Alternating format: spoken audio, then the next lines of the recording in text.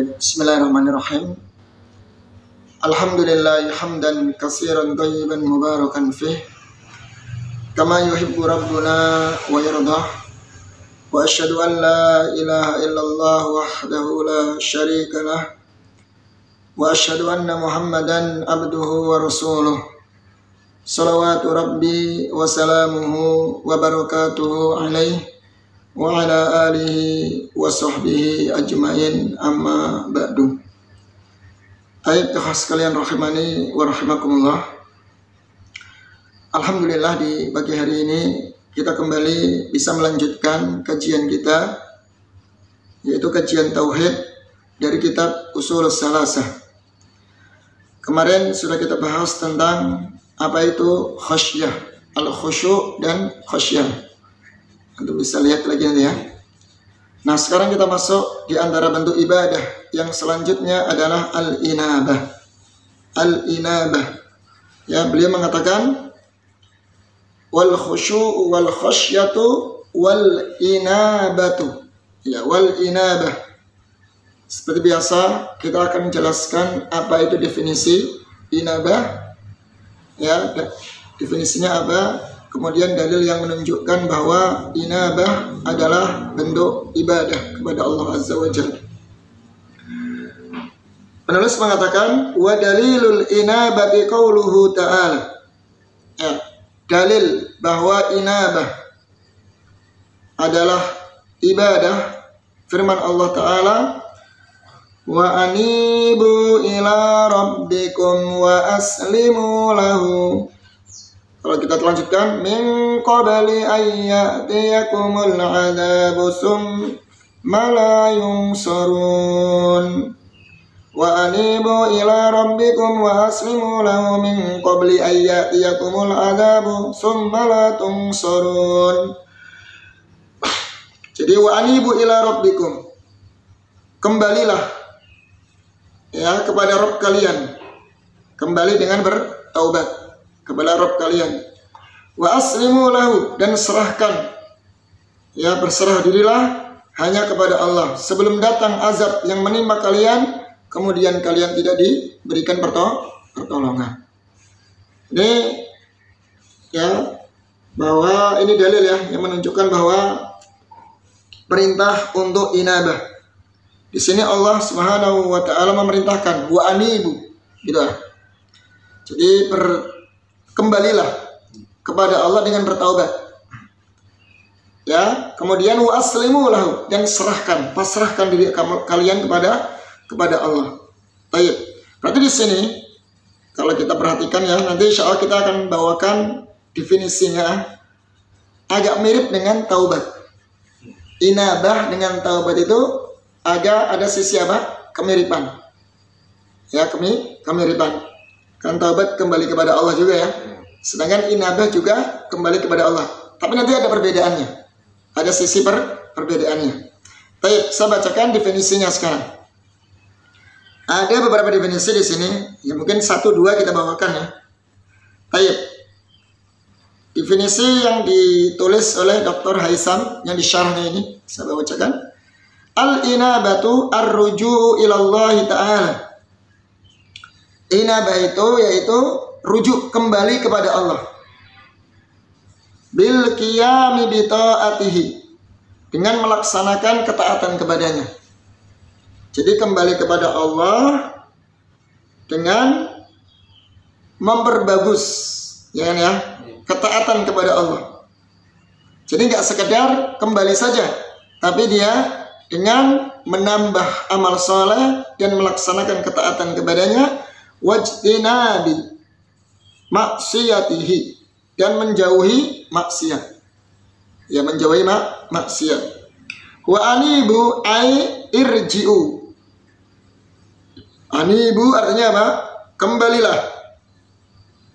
Ila rabbikum wa aslimu lahu ay tusallim, yaitu serahkan amraka lillah, urusanmu kepada Allah Subhanahu wa ta'ala. Li'annaka abdun, karena engkau adalah hamba. Ya, hamba atau budak. Wal abdu la budda ay yusallima lis-sayyid, dan budak dan seorang budak harus menyerahkan kepada sayyid tuannya atau majikannya. Wasayyidu huwallah, sedangkan sayyid tuan yang sesungguhnya adalah Allah. Allah itu tuan kita. Kama qala Nabi sallallahu alaihi wasallam, sebagaimana sabda Rasul sallallahu alaihi wasallam, as-sayyidu Allah. Sayyid itu siapa? Hakikat sayyid, tuan itu siapa? Hakikatnya Allah. Jadi kita semua itu hamba. Yang namanya hamba harus tunduk dan pasrah kepada tuannya. Ya. Jadi, makanya makna di antara makna Islam itu adalah istislamu lillahi bitauhid, pasrah dan tunduk. Ya, dengan kepada Allah dengan tauhid. Seperti ibarat seorang tawanan perang yang mereka sudah dikalahkan, ditaklukkan ya, dan kemudian mereka menjadi tawanan perang. Maka kan mereka akan pasrah dan tunduk, angkat tangan, ya sudah angkat tangan. Letakkan senjata, menunduk, ikut menunduk, merangkak, ikut merangkak. Kan begitu, itu tawanan seperti itu. Kalau udah kalah dalam peperangan, maka dia harus tunduk. Itulah seorang hamba. Ya, maka seorang hamba jika dia tahu kedudukan Robnya, kedudukan tuannya, maka akan pasrah dan tunduk kepadanya. Tidak ada kesombongan di situ. Ya, karena kalau dia sombong atau berani melawan, ya sudah. Ya, tahu sendiri bagaimana ancamannya atau siksaannya. Begitulah seperti tawanan perang. Itu ya.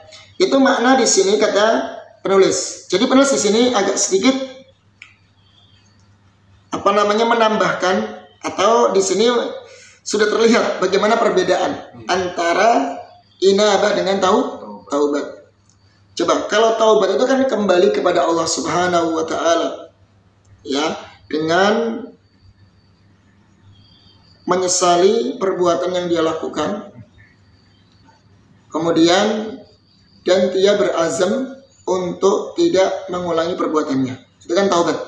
Ya, jadi ya kembali kepada Allah Subhanahu wa taala. Seseorang bertaubat, berarti kembali kepada Allah Tabaraka wa taala dan menyesali perbuatan yang dia lakukan. Itu taubat kan? Menyesalinya dan tidak akan mengulanginya lagi. Nah, sedangkan inabah ini kemiripannya di sini. Dia kembali juga kepada Allah. Kembali kepada Allah Subhanahu wa taala. Ya, bertaubat kepadanya, tapi ingat, tidak sampai begitu saja. Dia melaksanakan ketaatan. Nah, ditambahi. Ya, dia menambahkan, kemudian diperbagus amal ketaatannya. Tidak meninggalkan perbuatan dosa selesai, enggak, begitu enggak. Tapi semakin bagus lagi dia amalannya, ditambah dengan melaksanakan amal ketaatannya, ya, terus, ya, kemudian dia jauhi segala bentuk maksiat. Itulah inabah. Jadi ada sisi kadar yang lebih. Ya, semakin diperbagus amal ketaatannya. Nanti saya kasih ilustrasinya bagaimana ya. Nah, saya akan sekarang di sini akan membawakan definisi dari Ibnul Qayyim. Al-Imam Ibnul Qayyim Al-Jauziyah memberikan definisi dalam kitab Fawaid. Beliau mengatakan wa haqiqatul inabah, hakikat daripada inabah adalah uquful qalbi ala ta'atillahi wa mahabbatihi wal iqbali atau wal iqbalu alaihi. Ya, kata Ibnul Qayyim, sejatinya inabah itu adalah uquful qalbi, konsentrasinya hati. Jadi hati berkonsentrasi dalam mentaati Allah. Ya kan ya, berarti kan lebih daripada tadi ya, taubat ya. Taubat sekedar kembali kepada Allah, meninggalkan maksiat yang dia kerjakan, menyesalinya dan tidak akan mengulanginya, selesai. Tapi kalau ini ada sisi apa? Kembali kepada Allah dengan konsentrasi hati untuk terus mentaatinya. Nah kan? Berarti diperbaiki amal ketaatannya terus, dan ditingkatkan terus kadar ketaatannya.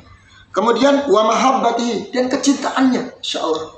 Kalau kita ingin meraih cintanya Allah, berarti kita harus berusaha mentaatinya sebaik mungkin, sebagus mungkin, ya. Wal iqbalu alaihi, dan tunduk kepadanya. Bayangkan, gitu ya.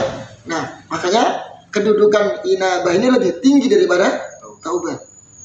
Nanti kita bacakan insya Allah bagaimana sifat-sifat para nabi dan rasul yang mereka punya sifat ini, inabah. Gitu lah.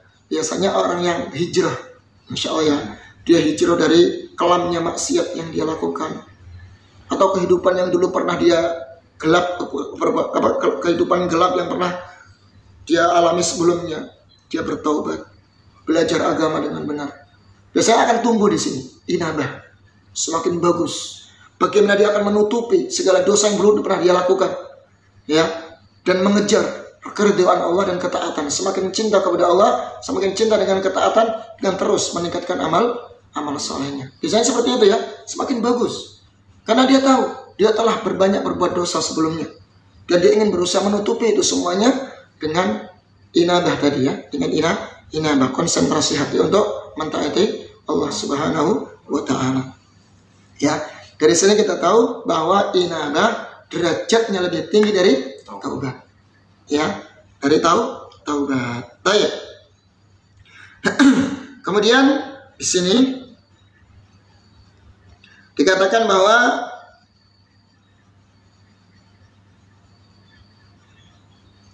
kata Ibnu Qayyim al-Jauziyah, qala Ibnu Qayyim al-Jauziyah, wa tanqasimul inabatu ila qismain. Inabah, ya inabah tadi dikatakan sudah kita terjemahkan ya, mirip dengan taubat lah, cuman hanya saja dengan meningkatkan amal ketaatan. Terbagi menjadi dua macam. Faqad qala Ibnu Qayyim fil Madarij, berkata Ibnu Qayyim dalam kitab Madarij Salikin. Beliau mengatakan bahwasanya wal inabatu inabatan. Inabah ada dua macam. Kata beliau, inabatun li rububiyatihi. Inabah kepada rububiyah Allah. Ya, tunduk akan rububiyah Allah. Wa ya inabatul makhluqati kulliha. Ini merupakan inabah semua makhluk. Wa yashtariku fiha al-mu'minu wal kafiru wal birru wal fajiru. Dan ini mencakup semua makhluk, mulai entah itu seorang mukmin, kafir, orang yang baik, orang yang buruk. Ya, Allah tabaraka wa ta'ala berfirman, wa idza massan nas durrun da'u rabbahum munibina ilaih. Apabila manusia tertimpa sebuah bahaya, ya, maka mereka berdoa kepada Allah munibina ilaih, karena tunduk akan keagungan Allah.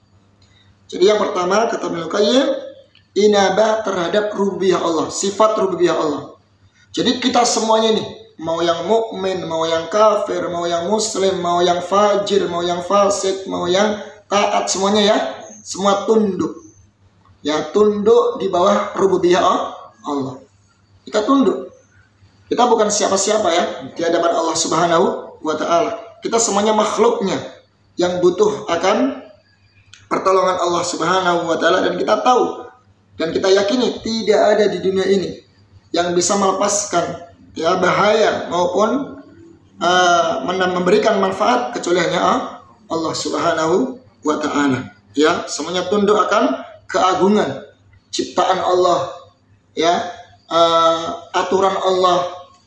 Ya, itu semuanya kita tunduk hanya kepadanya. Ini inabah yang bersifat umum. Inabah kepada rububiyahnya Allah. Baik, kemudian ini fahada amun. Ini semuanya bersifat umum. Fi haqqi kulli da'in asabahu darrun kama huwal waqi'. Dan ini semuanya bersifat umum. Ya, pada orang yang berdoa ketika dia ditimpa bahaya. Dan sebagaimana yang telah kita saksikan bersama, hatta orang kafir pun, orang musyrik pun, ketika mereka ditimpa bahaya, mereka tahu yang bisa mendatangkan manfaat, menyelamatkan bahaya hanya siapa? Allah, bukan Tuhan-Tuhan mereka selain Allah. Ya, dalam sebuah ayat Allah kisahkan tentang bagaimana orang-orang musyrikin, pelaku musyrikin zaman dulu. Fa idza raqibu fil fulki da'allaha mukhlishina lahuddin. Mereka kalau naik kapal di tengah lautan, kemudian diterjang oleh ombak yang besar, mereka berdoa hanya kepada Allah. Tahu kedudukan Robnya, karena hanya Allah lah yang bisa menolong mereka dari bahaya kapal ini, ombak ini, kan gitu kan? Nah, mereka tahu. Berarti menunjukkan hatta orang musyrik pun mengakui keagungan Allah, kembali kepada Allah ketika dalam kondisi bahaya tadi. Ya, ini kan umum. Tapi yang parah zaman sekarang lucu, lebih parah sekarang ya. Orang musyrik sekarang malah dalam kondisi senang maupun lapang maupun sempit tetap berbuat syirik. Ini yang parah. Ya. Terjadi gempa, terjadi tsunami, terjadi gunung meletus, malah bikin sesajen. Bukannya malah kembali kepada Allah. Kalau zaman orang musyrik itu enggak, malah terjadi bencana mereka malah kembali kepada Allah. Ya, kalau zaman sekarang malah apa ini sajinya kurang gede nih. Jadi ini demitnya lagi murka gitu ya. Jadi terjadi bencana. Ini lucu kalau zaman sekarang. Padahal ini sifatnya fitrah. Hatta orang kafir musyrik pun tahu ya akan keagungan Allah, yang bisa menyelamatkan hanya Allah. Maka dalam kondisi mereka sempit pun mereka langsung minta kepada Allah. Gitu loh. Nah, ini sifatnya umum ya. Makanya orang yang berdoa kepada Allah ketika ditimpa suatu madarat bahaya akan kembali kepada Allah. Atau melihat film-film sinetron itu ya, karena itu suka lihat ketika mungkin lagi kondisinya sempit ya, didolimi, jatuh miskin, apalah gitu ya. Biasanya kan aktingnya sholat, ya kan? Anda sekali lihat ya, aktingnya itu jadi orang saleh gitu kan. Jadi orang alim, jadi sholat, berdoa gitu kan, ya Allah gini-gini, kayak gitu.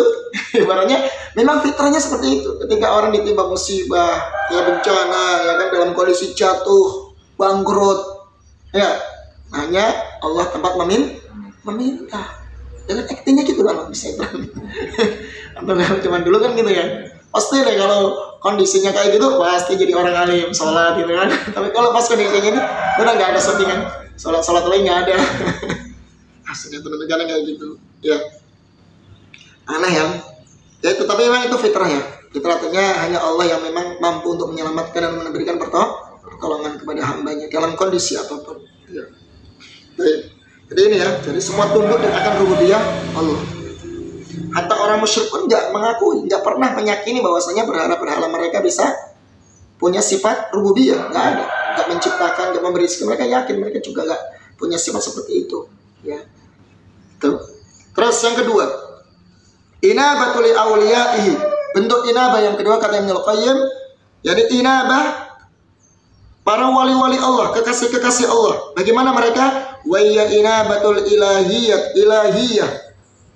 inabatan ubudiyatan wa mahabbatan. Jadi inabah yang bersifat uluhiyah ya, ilahiyah, inabah ubudiyah. Inabah yaitu kembali dalam bentuk ibadah, peribadahan, wa mahabbatan dan cinta kepada Allah. Ya, wa muradul musannif rahimallahu taala al-inabatu saniyah wa dzalika zahiran min istidlalihi bil ayah. Yang diinginkan oleh penulis di sini adalah jenis inabah yang kedua ini, yang kedua, yang dohir dari pendalilan ayat tersebut. Yang kita inginkan yang kedua ini ya, itu kembali kepada Allah Subhanahu wa taala, bertaubat kepadanya dengan meningkatkan ketaatan kepadanya dan semakin cinta kepadanya, konsentrasi hati dalam melaksanakan ibadah. Itu yang kita inginkan. Nah, inabah yang kedua ini yang diinginkan oleh penulis. Kalau inabah yang pertama kan sifatnya umum, orang kafir pun juga mereka tunduk dan pasrah kepada Allah. Ya, atau orang musyrik pun demikian ketika ditimpa musibah segala macam. Nah, tapi yang diinginkan musannif di sini adalah inabah, yaitu terhadap wali-wali Allah, kekasih-kekasih Allah, ya orang-orang yang beriman, khususnya kan, khusus pada orang yang beriman. Bagaimana orang beriman inabah kepada Allah? Jadi memberikan konsentrasi hati, ya konsentrasi hati untuk mentaati Allah, ya mencintai Allah dengan melaksanakan ketaatan kepadanya dan tunduk kepadanya, memperbaiki terus amal solehnya. Nah ini ya amal ketaatannya. Ini yang dimaksudkan dengan inabah yang kedua. Baik. Jadi di sini jelas ya definisi inabah dengan taubat, perbedaan. Anda berikan ayat yang lain yang menunjukkan bahwasanya inabah ini sifatnya para nabi dan rasul. Allah berfirman dalam sebuah ayat, Inna Ibrahim la'awwahum munib. Ya, Ibrahim itu seorang hamba yang awwah, yang bertaubat. Munib sama kan sebenarnya kan bertaubat juga, cuman maknanya beda ya. Munib itu apa? Tadi bertaubat kepada Allah dengan meningkatkan amal ketaatan atau amal soleh. Kemudian Allah berfirman tentang Nabi Dawud, wa dhanna Dawudu annama fatannahu fastaghfara rabbahu wa kharra raki'an wa anab. Tuh anab. Ya. Wa dhanna Dawudu, dan Nabi Dawud alaihi salam mengira atau menyangka, annama fatannah, kami akan memberikan menguji yang memberikan ujian kepadanya. Fastaghfara rabbahu, maka Nabi Dawud alaihi salam memohon ampun kepada Allah. Wa kharra raki'an wa anab, dan tersungkur sujud dalam keadaan anab, inabah, kembali kepada Allah dengan ketaatan. Ya.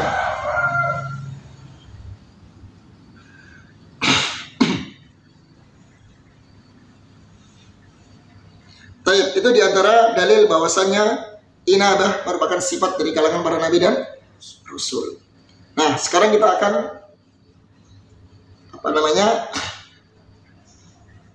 berikan perbedaan ya antara inabah dengan taubat tadi ya. Gini ya, ilustrasinya begini. Biar semakin gampang kita pahami ya. Tadi kan saya ulangi lagi ya. Kalau taubat kembali kepada Allah, bertaubat kepadanya, meninggalkan dosa yang dia lakukan, ya, menyesalinya dan tidak akan mengulanginya lagi. Itu bertaubat. Baik. Berarti hanya sekedar meninggalkan dosa yang dia lakukan. Nah, sedangkan inabah itu kembali kepada Allah, bertaubat kepadanya, ya, dengan terus meningkatkan amal ketaatan kepada Allah. Jadi nggak sekedar hanya meninggalkan dosa saja, enggak. Tapi apa? Ditambah dengan meningkatkan amal ibadah dan ketaatan kepada Allah. Semakin diperbaiki amal solehnya. Itu sisi perbedaan antara inabah dengan taubat. Sampai sini ngerti? Ya. Kemudian saya akan berikan ilustrasi. Contohnya ada seorang muslim, subhanallah, yaitu sholat 5 waktu. Ya. Kemudian juga dia puasa Ramadan. Namun dia punya kebiasaan buruk. Walaupun dia sholat 5 waktu, puasa Ramadan, ya, buruknya apa? Dia suka menghibah, ngomongin orang lain, menggunjing saudaranya sama muslim, atau berbuat zalim kepada sesama muslim. Lantas ada orang yang memberikan nasihat kepadanya. Wahai akhi, ya, perbuatan gunjing ini perbuatan yang diharamkan dalam Islam, karena engkau seperti memakan bangkai saudaramu sendiri. Kedzaliman itu juga perbuatan yang dilarang dalam Islam. Akhirnya dia bertaubat dari perbuatan dosa tadi. Ya, dosa apa tadi? Menggibah sama berbuat zalim. Baik, dia bertaubat. Nah, ketika dia bertobat kepada Allah Subhanahu wa taala, menyesali perbuatannya dan berazam untuk tidak mengulanginya lagi. Nah, kalau dia hanya bertobat saja, ya, bertobat saja, meninggalkan dosa tadi, ya, tapi amal ibadahnya masih sama dengan yang sebelumnya, masih sholat 5 waktu, masih puasa Ramadan, itu saja. Ini namanya bertaubat. Orang yang bertaubat atau taubat lah. Baik. Paham ya? Satu. Nah, sedangkan inabah nih ya. Nah, jika kalau kita berikan nasihat kepadanya, lantas dia bertaubat kepada Allah Subhanahu wa taala dari perbuatan dosa yang dia lakukan tadi. Nah, tidak hanya sholat 5 waktu, tidak hanya puasa Ramadan, bahkan dia semakin bagus ketaatannya. Setelah dia bertaubat, dia tingkatkan tuh. Ya, semakin basah lisannya dengan zikir kepada Allah, menambah dengan amalan-amalan sunnah yang lainnya, semakin mendekatkan diri kepada Allah dengan thalabul ilmi, menuntut ilmu syar'i, dan banyak ditambah ketaatan terus dalam kehidupannya setelah meninggalkan dosa tadi. Nah, ini namanya apa? Inabah. Paham ya? Beda ya? Beda kan ya? Jadi kalau taubat hanya setelah meninggalkan dosa dan amalannya masih sama dengan sebelumnya, tidak ada perubahan. Sedangkan inabah, setelah dia bertaubat kepada Allah Subhanahu wa taala, dia lebih meningkatkan amal ketaatan. Tidak hanya sholat saja, tidak hanya puasa saja, tapi terus dia tingkatkan dengan amal soleh yang lainnya. Sedekahnya diperbaiki, ya kan? Kemudian ditambah dengan saling berzikir kepada Allah, ya, menuntut ilmu agama, ya, semakin cinta dengan agama, cinta dengan Allah dan Rasulnya, dia terus perbaiki amal ketaatannya. Makanya Ibnu Qayyim itu mengatakan konsentrasinya hati dalam mentaati Allah. Ingat, konsentrasinya hati, ukuful qalbi ila taatillah. Konsentrasi hati untuk mentaati Allah dan tunduk kepadanya dan mencintainya. Berarti kan ini nggak bisa kalau tidak ditingkatkan dengan amal saleh, amal ketaatan. Apakah orang yang konsentrasi hati dalam mentaati Allah diam saja? Enggak bisa. Insyaallah ya. Nah, orang yang seperti ini luar biasa. Makanya Allah sifati dengan sifatnya para nabi dan Rasul. Nah, akhirnya, nah ini jelas perbedaannya. Maka kita memohon kepada Allah agar bisa mempunyai sifat ini, munib, hati yang munib, yang tunduk, yang konsentrasi dalam ibadah. Nah, orang yang seperti ini pasti Allah berikan taufik, kepada, karena dia terus, ya, yang diingat hanya Allah Subhanahu wa taala, sehingga Allah juga bimbing dan berikan taufik kepadanya. Jelas ya? Baik. Mungkin demikian yang disampaikan ya. Ya, subhanakallahumma wa bihamdik asyhadu an la ilaha illa anta astaghfiruka wa atubu ilaik. Assalamualaikum warahmatullahi wabarakatuh.